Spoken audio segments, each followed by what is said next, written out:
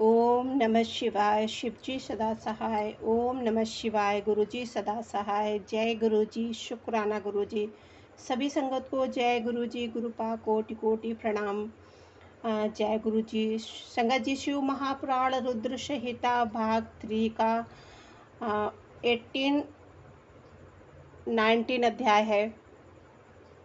ब्रह्मा जी कहते हैं, ब्रह्मा जी का शिव की क्रोध अग्नि को बढ़ावन की संज्ञा से समुद्र में स्थापित करके संसार के भय को दूर करना, शिव के विरह से पार्वती का शोक तथा नारद जी के द्वारा उन्हें तपस्या के लिए उपदेश पूर्वक पंचाक्षर मंत्र की प्राप्ति।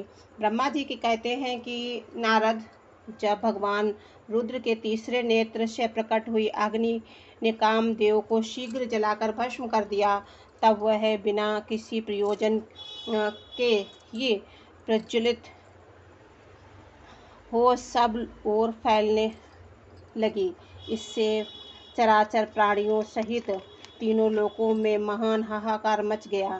तात संपूर्ण देवताओं ऋषि तुरंत मेरी शरण में आए। उन सब ने अत्यंत व्याकुल होकर मस्तक झुका दोनों हाथ जोड़ मुझे प्रणाम किया और मेरी स्तुति करके वह दुखद निवेदन किया। वह सुनकर मैं भगवान शिव का स्मरण करके उनके हेतु का भली भांति विचार कर तीनों लोकों की रक्षा के लिए विनीत भाव से वहां पहुंचा। वह अग्नि ज्वालामालाओं से अत्यंत उद्दीप्त हो जगत को जला देने के लिए उद्यत थी, परंतु भगवान शिव की कृपा से प्राप्त हुए उत्तम तेज के द्वारा मैंने उसे तत्काल स्तंभित कर दिया। मुने त्रिलोकी को दग्ध करने की इच्छा रखने वाले उस क्रोधमय अग्नि को मैंने एक ऐसे घोड़े के रूप में परिणित कर दिया जिसके मुख से सौम्य ज्वाला प्रकट हो रही थी। भगवान शिव की इच्छा से उस बाढ़व शरीर घोड़े वाली अग्नि को लेकर मैं लोकहित के लिए समुद्र तट पर गया। मुझे आया देख समुद्र यह दिव्य पुरुष का रूप धारण करके हाथ जोड़े हुए मेरे पास आया। संपूर्ण लोकों के पितामह की भली भांति विधिवत स्तुति वंदना करके सिंधु ने मुझसे प्रसन्नता पूर्वक कहा। सागर बोला, सर्वेश्वर ब्राह्मण, आप यहाँ किस लिए पधारे हैं? मुझे अपना सेवक समझकर इस बात को प्रतिपूर्वक कहिए। संसार की बात सुनकर सागर की बात सुन कर भगवान शंकर का स्मरण करके लोकहित का ध्यान रखते हुए मैंने सबसे महत्वपूर्ण प्रसन्नता पूर्वक कहा, तात समुद्र, तुम बड़े बुद्धिमान और संपूर्ण लोकों के हितकारी हो।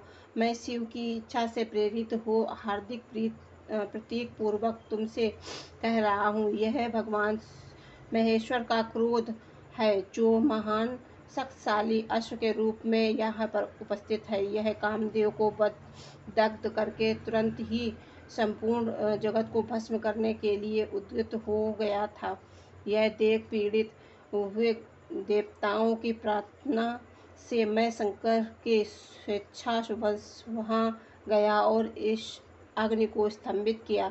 फिर इनसे घोड़े का रूप धारण किया और इसे लेकर मैं यहाँ आया हूँ। जलाधार, मैं जगत पर दया करके तुम्हें यह आदेश दे रहा हूँ कि इस महेश्वर के क्रोध को, जो बाढ़ों का रूप धारण करके मुख से ज्वाला प्रकट करता हुआ खड़ा है, तुम प्रलय काल पर्यंत धारण किए रहो।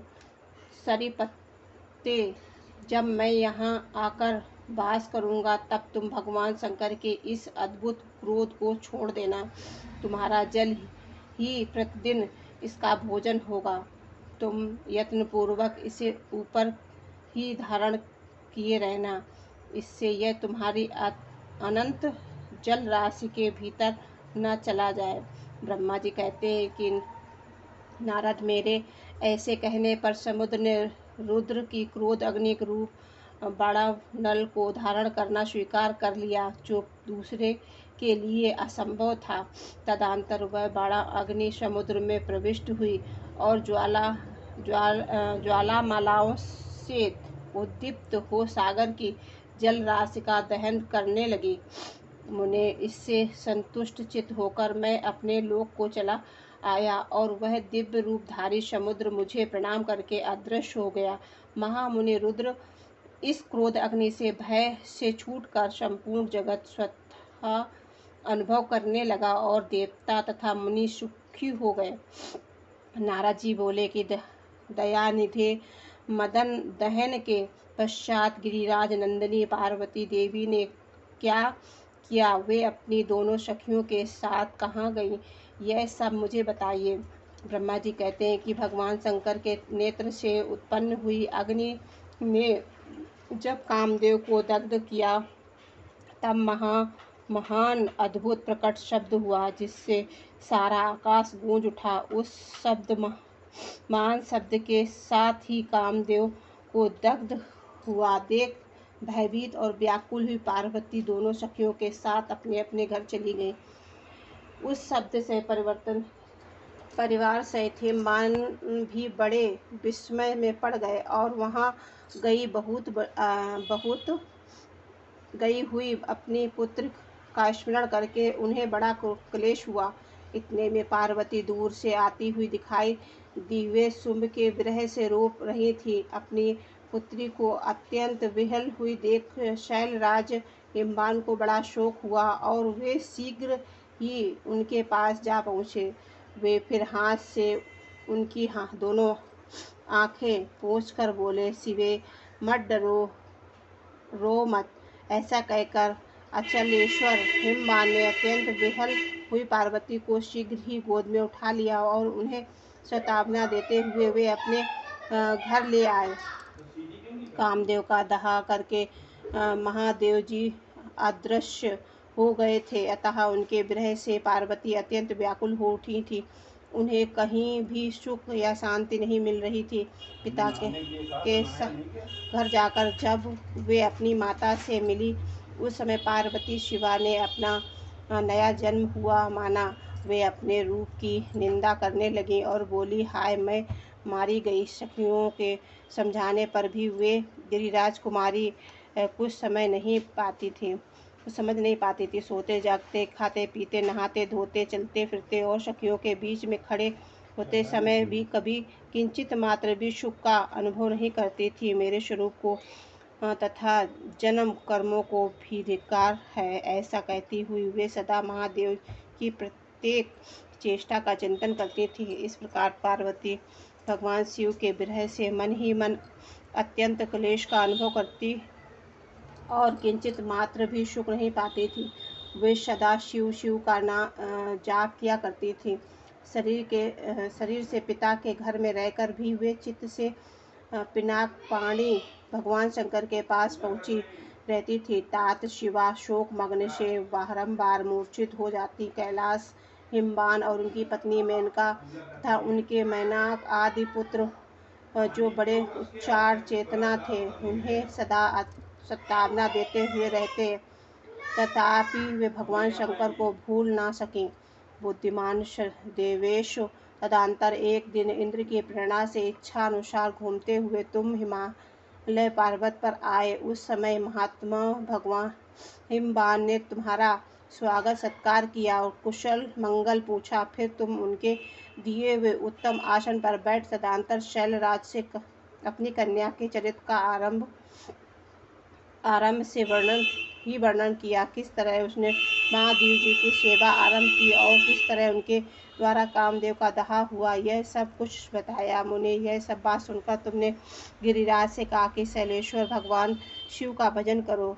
फिर उनसे विदा लेकर तुम उठे और मन ही मन शिव का स्मरण करके शैलराज को छोड़ शीघ्र ही एकांत में काली के पास आ गए। मैंने तो तुम लोगों को कारिका ज्ञानी तथा शिव के प्रिय भक्त हो, समस्त यज्ञवान, अतः काली के पास आ उसे संबोधित करके उसी के हित में स्थित हो उससे सदा उपचार का सत्य वचन बोले। नारद जी ने तुमने कहा कालिके, तुम मेरी बात सुनो, मैं दया व सच्ची बात कह रहा हूँ। मेरा वचन तुम्हारे लिए सर्वथा हितकर, निर्दोष तथा उत्तम कष्ट वस्तुओं को देने वाला है। तुमने यहाँ महादेव जी की सेवा अवश्य की थी, परंतु वह बिना तपस्या के गर्भयुक्त होकर की थी। तीनों पर अनुग्रह करने वाले शिव ने तुम्हारी उसी गर्भ को नष्ट कर दिया है। शिवे तुम्हारी स्वामी महेश्वर विरक्त और महायोगी हैं।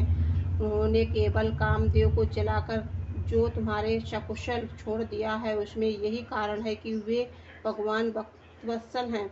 अतः तुम उत्तम तपस्या में लीन हो चिरकाल तक महेश्वर की आराधना करो। तपस्या से तुम्हारा संस्कार हो जाने पर रुद्रदेव तुम्हें अपनी सहधर्मिणी बनाएंगे और तुम भी कभी उन कल्याणकारी शुंभ का परित्याग नहीं करोगी। देवी, तुम हठपूर्वक शिव को अपनाने का प्रयत्न करो। शिव के सिवा दूसरे किसी को अपना पति स्वीकार न करना। ब्रह्मा जी कहते हैं कि मुने, तुम्हारी यह बात सुनकर गिरिराज कुमारी काली कुछ उलसित हो तुमसे हाथ जोड़ प्रसन्नता पूर्वक बोली। शिव ने कहा कि प्रभु, आप सर्वज्ञ तथा जगत का उपकार करने वाले हैं। मुने, मुझे रुद्रदेव की आराधना के लिए कोई मंत्र दीजिए। ब्रह्मा जी कहते हैं कि नारद, पार्वती का यह वचन सुनकर तुमने पंचाक्षर शिव मंत्र नमः शिवाय का उन्हें विधिवत उपदेश दिया। साथ ही उस मंत्रराज में श्रद्धा उत्पन्न करने के लिए तुमने उसका सबसे अधिक प्रभाव बताया। नारद बोले, देवी, इस मंत्र का परम अद्भुत प्रभाव सुनो। इसके श्रावण मात्र से भगवान शंकर प्रसन्न हो जाते हैं। यह मंत्र सब मंत्रों का राजा और मनोवांछित फल को देने वाला है। भगवान शंकर को बहुत ही प्रिय है तथा साधकों को भोग और मोक्ष देने में समर्थ है।